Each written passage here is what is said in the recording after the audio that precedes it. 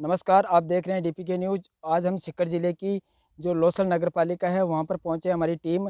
आज जो 28 जनवरी को जो होने वाले चुनाव है नगर पालिका के, वहाँ से जो इस बार जो वार्ड नंबर 9 है, वहाँ से पार्षद है राजबाला। तो अपन राजबाला के जो प्रतिनिधि है सत्यनारायण रोलन, उनसे अपन बातचीत करते हैं। सत्यनारायण जी, आपका डीपीके न्यूज़ में सबसे पहले स्वागत है। सबसे पहले तो आपका बहुत-बहुत आभार, बहुत-बहुत धन्यवाद कि आपने अपना अमूल्य समय हमें दिया। जैसा कि आपको विदित है कि इस बार नौसल नगर पालिका के चुनाव कुछ महत्वपूर्ण रंग लाने को है। 35 वार्डों में नौसल पालिका के चुनाव हो रहे हैं। उनमें हम देख रहे हैं कि सभी प्रत्याशी अपने-अपना मैनिफेस्टो जारी कर रहे हैं। मैं इस नगर पालिका चुनाव के बारे में कहना चाहूँगा कि ये नगर पालिका का चुनाव वास्तव में एक दिशा और दशा तय करेगा पालिका की। क्योंकि वार्ड में जो काम है मुख्य रूप से होता है साफ-सफाई का, गंदे पानी की निकासी का, नाली निर्माण का, सड़क निर्माण का और जो विद्युत की सप्लाई है वो सुचारू रूप से हो, पानी की जो सप्लाई है वो सुचारू रूप से हो। मतदाता जो हमें वोट देता है, उसकी हर समस्या को हम डोर टू डोर जाकर सुनें कि हमें 5 साल का जो महत्वपूर्ण समय मिलता है, जनता का जो आशीर्वाद मिलता है, उस आशीर्वाद को हम यूँ ही ज़ाया ना करें। एक घर में जाएँ, मेरा विज़न तो ये रहेगा कि मैं जैसे ही इस पालिका के चुनाव में जो मेरी पत्नी है, वो चुनाव जीतती है, जनता और बस्ती माता का अगर आशीर्वाद रहता है, तो मैं हर घर जाऊँगा और घर में मेरी डायरी में ये बात नोट करके लाऊँगा कि मेरी इस परिवार से ये समस्याएँ हैं और इस परिवार को ये समस्या है और उन समस्याओं को मैं यथासंभव दूर करने का पूरा-पूरा प्रयास करूँगा। मैं सत्यनारायण जी, ये सबसे बड़ी समस्या होती है वार्डों में इस समय रोड लाइट या फिर सड़क निर्माण को लेकर के। उसको लेकर के जब आप यहाँ से मान लो जीत जाते हो, तो उन जो विकास के कार्य हैं, रोड लाइट है, गंदे पानी की निकासी है, उनको लेकर के आप ऐसी क्या विशेष योजनाएँ बनाओगे जिससे यहाँ की समस्या वार्ड की दूर हो सके? मैं कहना चाहूँगा कि रोड और जो स्ट्रीट लाइटों का मामला है, उनमें हम एक विज़न बनाएँगे कि यहाँ इस पोल पे ये लाइट नहीं है, इस जगह यहाँ लाइन खींची हुई नहीं है, यहाँ रोड नहीं है, उसका रोड मैप बनाकर यथासंभव हम पालिका बोर्ड में उसका प्रस्ताव रखेंगे और निश्चित रूप से उसको पास करवा कर जनता को सुलभ शौचालय या सुलभ जो सुविधाएँ हैं, वो उपलब्ध कराने की पूरी-पूरी कोशिश करेंगे। सत्यनारायण जी, आपको ऐसा क्यों लगता है कि आपके जो मतदाता है वार्ड के, वो आपको इस बार वोट देकर के आपको विजयी बनाएँगे? मैं ये बड़े विश्वास और आत्मा के साथ कहना चाहूँगा कि पिछले जो वर्ष 10 वर्ष 11 वर्ष मेरे बीते हैं, उनमें मैंने और मेरी पत्नी ने यहाँ की जनता की निश्चित आत्मा से, हृदय से सेवा की है।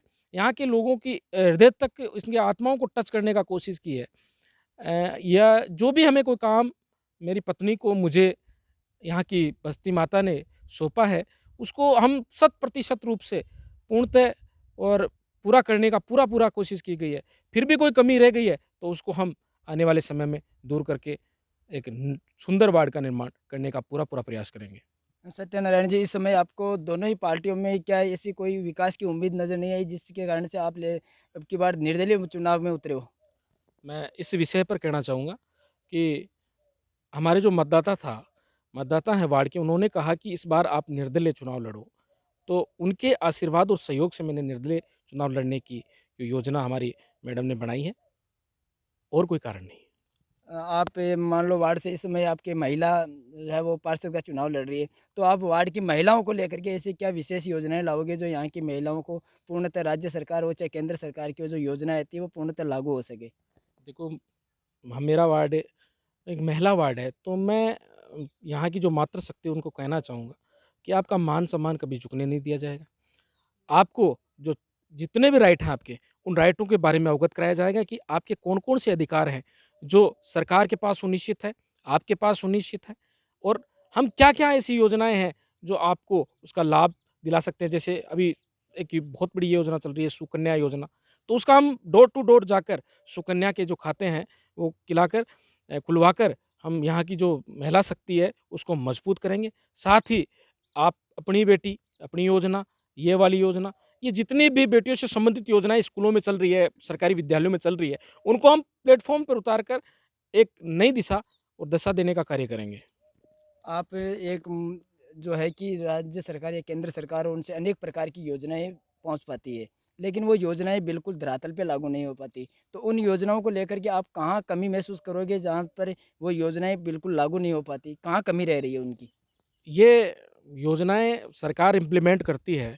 इन योजनाओं को लागू करने का जो दायित्व है, वो मुख्य रूप से मैं समझता हूँ कि जो प्रतिनिधि यहाँ से जीत कर जाता है जनता का, उसका होता है कि वो वहाँ की जानकारी पूरी जो नगरपालिका में संबंधित जानकारी है, उसको इकट्ठा करे। साथ ही जितने भी डिपार्टमेंट है, उनकी जानकारी को इकट्ठा करके अपनी जनता को बताए, अपने मतदाताओं को बताए कि मेरे पास ये विज़न है और ये जानकारियाँ ये है, इससे ये आपको लाभ होगा, तो जनता का निश्चित रूप से भला होगा।